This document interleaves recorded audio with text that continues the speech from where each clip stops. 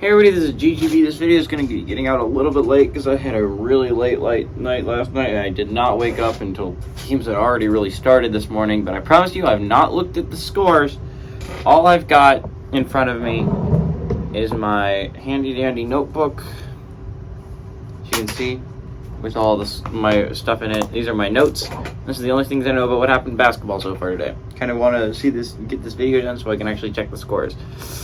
But we had we're gonna count as half a point yesterday in the top 25 upsets. So I'll be sitting at 2 points, 2.5 points. Yeah, I'm pretty close. But we have a lot of games to go over today, so let's get into them. At 12 o'clock, we got Seton Hall, who's 16-14, trailing to number 20 Providence, who's 21-9. Providence favored by 8 points on Fox. At 12 o'clock, we have number 2 Alabama, who's 26-4, trailing to number 24 Texas A&M, who's 22-8. A&M favored by 1.5 points on CBS. At 12 o'clock, we got Iowa State, who's 17-12, trailing to number 7 Baylor, who's 22-8. Baylor favored by 6.5 points on ESPN2. At 2 o'clock, we got Louisville, who's 4-26, trailing to number 13 Virginia, who's 22-6. Virginia favored by 19 on ESPN2. At 2 o'clock, we St. John's, who's 17-13, trailing number 6 Marquette, is 24-6. Marquette favored by 11.5 points on Fox. At 2 o'clock, we number 23 Kentucky, who's 20-10, trailing to Arkansas, is 19-11. Arkansas favored by 5 on CBS. 2 o'clock, we number 11 Kansas State, who's 23-7, trailing to West Virginia, who's 17-13. West Virginia favored by 5 on ESPN+. At 2 o'clock, we have number 12 Tennessee, who's 22-8, trailing to Auburn, who's 19-11. Auburn favored by 2 on ESPN. At 3 o'clock, we have number 22 TCU, who's 20-10, trailing to Oklahoma, who's 14-16. TCU favored by 2 points on ESPN+. At 4 o'clock, we have number 3 Kansas, who's 25-5. Trailing to number 9 Texas, who's 22-8. Texas favored by 3 points on ESPN. At 6 o'clock, we have number 25 Pitt, who's 21-9, trailing number 16 Miami, who's 23-6. Miami favored by 7.5 points on the ACC network. At 7 o'clock, we have Butler, who's 14-16, trailing number 19 Xavier, who's 22-8. Xavier favored by 13.5 points on FS1. At 7:30, we have number 14 UConn, who's 23-7, trailing to Villanova, who's 16-14. UConn favored by 2.5 on Fox. At 10 o'clock, we have number 8 Arizona, who's 25-5, trailing number 4 UCLA, who's 26-4. UCLA favored by 5 points on ESPN. And at 10 o'clock, we got Wyoming, who's 9-20, trailing number 18 San Diego State, who's 23-6. San Diego State favored by 14.5 points on CBS Sports Network. We'll start in the Big East. Marquette is playing St. John's. Does this matter for Marquette? Not really. Outside of NCAA tournament seeding, Marquette's already clinched the 1 seed and has won the conference title. There's no big reason this game's going to matter for Marquette. St. John's is an interesting situation. If they win, they clinch their 8 seed. If they lose, they'll probably still win the 8 seed, but you're going to be a little bit more interested about tiebreakers if Butler is able to pull off the upset against Xavier. Let's talk about Xavier a little bit. Xavier with a win clinches the 2 seed. With a loss and a Providence win this morning, or a Providence loss this morning, Xavier has already clinched it, no matter what happens. But with a Providence win, they could move to 14-6. Xavier sits at 14-5. Xavier loses to Butler. Then we can see a tiebreaker for 2. That'll be interesting. We can also see a 3-way tiebreaker for 2. Actually, that's not true. If I was saying earlier, if Providence loses and Xavier clinches it, Creighton also has a chance to get into the tiebreaker for 2nd place. And it's not an insane scenario. Creighton does not have the hardest schedule. And they play, I believe, DePaul today or tomorrow. So very likely scenario we could see if Xavier drops their game. We could see a 3-way tie for 2nd. Xavier with a win obviously clinches 2nd place. With a Providence loss and a Creighton win, Providence is in 4th place. With a Providence win and a Creighton win and a Xavier win, then we'll see a 2-way tie for 3rd, and we'll see how that scenario breaks out. But with a Providence win and a Creighton loss, Providence clinches 3rd place, and Creighton has 4th place. Interesting to note, if Creighton loses and UConn beats Villanova today, technically speaking, UConn can get into a tiebreaker scenario with Creighton. I don't know how likely that is, considering Creighton is playing DePaul today, but you never know. That's UConn's hopeful scenario, is maybe they can force a tiebreaker with UConn, and maybe they win that tiebreaker, with Creighton, for that 4 spot. Villanova with a loss and a Seton Hall win over Providence today gives a Seton Hall Villanova tiebreaker scenario. I believe Villanova wins that regardless, but it would at least force a tiebreaker scenario if you're Seton Hall. Both would sit at 10-10 records, and that's what you're focusing on. If you're a Seton Hall fan, again, if you're a St. John's fan, if you win today, you clinch your 8 seed. If you lose, Butler has a chance to force a tiebreaker if they pull off the upset today. Butler, that's Butler also. Okay. Anyway, that's our biggies. That's where we're sitting. In the SEC, we got Bama, A&M, Tennessee, and Kentucky all playing, all ranked basketball teams. We'll talk about them a little bit. Bama and A&M, they are locked in at 1-2. This is just for their NCAA tournament resume, so let's not talk about them too much. Tennessee and Kentucky are interesting. Tennessee is playing Auburn. Kentucky is playing Arkansas. Tennessee, with a win and a Kentucky loss, Tennessee gets third. With a win and a Kentucky win, Kentucky has the tiebreaker because they swept them. Kentucky gets third place. Tennessee gets fourth place. And obviously, if Kentucky wins and Tennessee loses, then Kentucky has third place. What I think could be interesting here is Vanderbilt is playing Mississippi State today, and Missouri is playing, I'm blanking on who they are. Missouri's playing a bad team, Ole Miss, I believe. Ole Miss? Yeah. If Tennessee and Kentucky both lose their matchups against Auburn and Arkansas, respectively, which isn't insane considering Auburn and Arkansas are both favored in those matchups, if Missouri beats Ole Miss, which isn't insane, and Vanderbilt beats Mississippi State, which also is not that crazy, we could see a 4-way tie for third place, and we'd be interested to see how those tiebreakers work out. Obviously, if Kentucky wins, they clinch the 3 seed. All they got to do is beat Arkansas, and they clinch it. It'd be a little interesting, though, if we see Mizzou and Vandy get into this thing. On the other side, if you're an Auburn fan, you want Mizzou and Vandy to lose. If Mizzou and Vandy loses and you win, best case scenario, you're in a tie for 5th place. I don't know how those tiebreakers work out, but there's a possibility they work out in your favor. On the other hand, if you are a Mizzou, Vandy, Mississippi State, Arkansas, Florida fan, we are all... Actually, that's not true. Mizzou and Vandy fans are going to be watching their own games, but also could be rooting for Tennessee to lose to Auburn. But Mississippi State, Arkansas, and Florida fans have all agreed today that we all want Auburn to lose to Tennessee. If Auburn loses, they can fall to 9-9. If Florida wins today, they can move to 9-9. If Arkansas wins today, they can move to 9-9. And if Mississippi State wins today over Vanderbilt, they can move to 9-9. This is an interesting scenario. This is cool. This is a good scenario. If you're all those basketball teams, it would force a tiebreaker.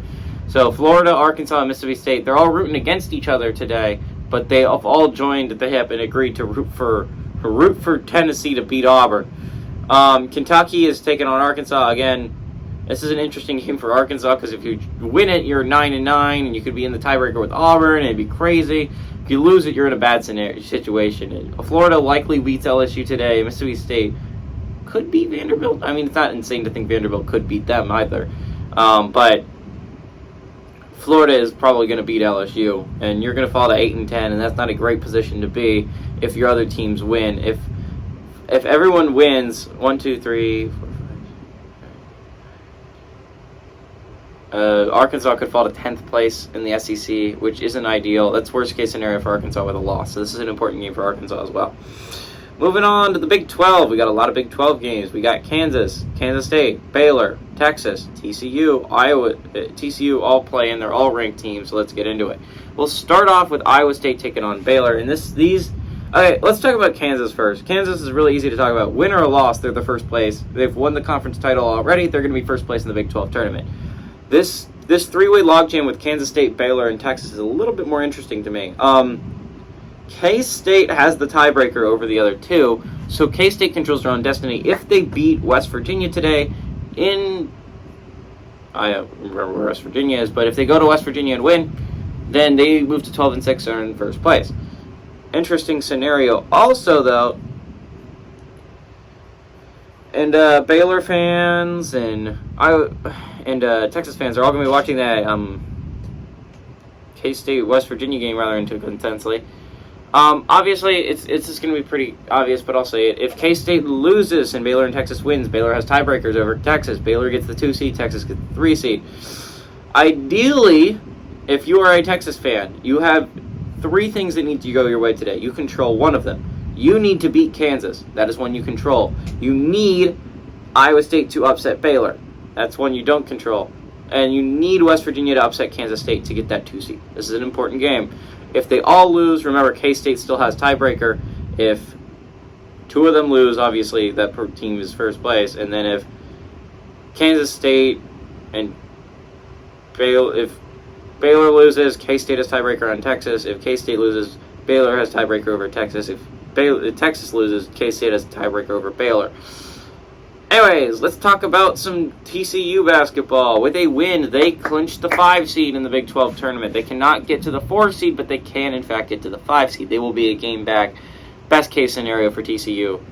But TCU takes on Oklahoma. With a win, they can get the 5 seed. With a loss, they could unfortunately be forced into a tiebreaker with Iowa State. If Iowa State pulls off the upset against Baylor this morning. Now, if Iowa State doesn't pull off the upset against Baylor this morning, then you're not going to have anything to worry about when it comes to 3 o'clock in your TCU. You've already clinched the 5 seed. This is just to get momentum in the tournament-building resume. This is not that important of a game if Iowa State loses to Baylor this morning. If Iowa State doesn't, then suddenly you're going to be looking at this game in a much different light. We'll talk about Iowa State. If they drop this game to Baylor for a second, you fall to 8-10. I don't know who Oklahoma State's drawing. I don't think anyone that I know of. West Virginia. Maybe Oklahoma State could likely be playing Texas Tech. And in that case, if Oklahoma State wins, they can move to 8-10. If Iowa State loses, they can move to 8-10. I'm not positive how tiebreaker works out between the Cyclones and the Cowboys, but it's not ideal if you're a Cyclones fan that there is even a tiebreaker scenario.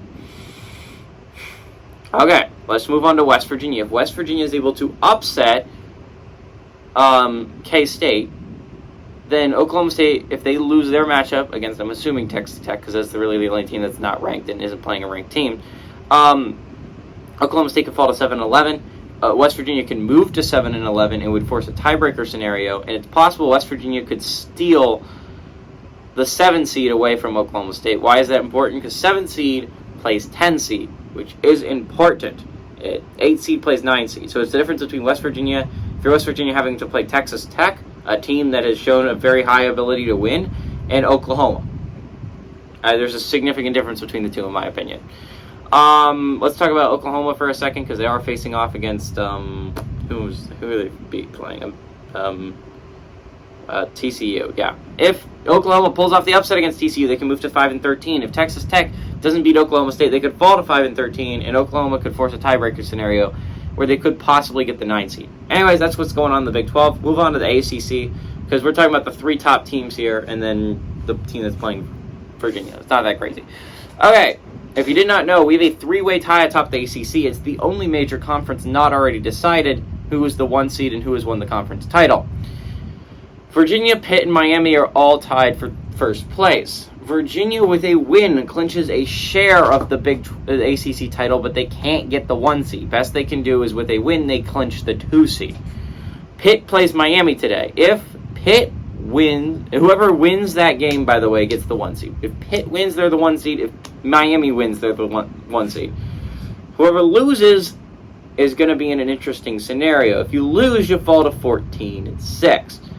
Where Duke and Clemson both sit at 13-6 with a Clemson win over Notre Dame and a Duke win over UNC today, which isn't impossible. We could see a 3-way or even a 4-way tie for second place, and that would be an interesting scenario for tiebreakers. If you're a Duke or Clemson fan, big Louisville fan today. Other than that, you don't really care all that much about who loses between Pitt and Miami. You're just going to be watching your own game. Also, if you're a Duke or Clemson fan, obviously Clemson fans are rooting against Duke, and Duke fans are rooting against Clemson. That's what's happening there. Anyways, we'll talk about Louisville. They can, technically speaking, force a tiebreaker scenario with Notre Dame. Notre Dame sits at 3-16. If they lose to Clemson today, they could fall to 3-17. If Louisville can upset Virginia, which would be significant, they're 19-point underdogs on the road, then Louisville could, technically speaking, possibly snatch that second-to-last place seeding away from Notre Dame. Why is that important, you say? It's not super important, but it's the difference between playing Boston College and Virginia Tech, which Boston College has been very good, and Virginia Tech has not been as good. So, I mean, it's an interesting scenario. It's one that you would like to pick up if you are a Louisville or Notre Dame. If you're a Louisville fan, you would like to win this game and at least have a chance at getting it. A likely chance if you could win this game. Anyways, Pac-12. This is in less important. I don't even know why I'm touching on this because both teams have clinched their seed. UCLA has already clinched the 1 seed. Arizona has already clinched the 2 seed with a win over USC this week. So they're not moving. This is just for NCAA tournament resume. Anyways, moving on to the Mountain West. We got San Diego State taking on Wyoming. Why is this important? It is very important for multiple reasons, but if Boise State is able to beat Utah State today, which has been tough for them to win on the road, again, only 5-5 in road basketball, they've yet to really beat a high-quality team on the road, and Utah State would be that, but if Boise State's able to pull that off, they've moved to 14-4, and they will be watching this Wyoming-San Diego State game so very intently, because a loss by San Diego State would force a conference. It would be a shared conference title, and it would be a tiebreaker for first place. It'd be an interesting scenario for Boise State and San Diego State. So Boise State's going to be watching this game intensely if they beat Utah State. If they don't, then they're not going to be carried that much. Wyoming's an interesting scenario. Air Force and Colorado State both sit at 5-12. It's an interesting scenario because CSU played last night. Wait, let me check something. I might not have updated Mountain West. Yeah, so if Wyoming's able to win today, they move to 5-13. They're half a game behind CSU and Air Force, and it's possible we could force a 3-way tie and get out of last place. It's an important game for the Cowboys. Boise State fans are going to be watching this game intensely. Air Force, CSU fans are going to be watching this game very intensely. Everybody, this is GG. So, who am I going to pick for the day? I'm going to go on a limb. I like the Pitt Panthers. I think they've been playing good basketball. I understand they lost on the road to Notre Dame this week. I still think Pitt's probably the best team in the ACC.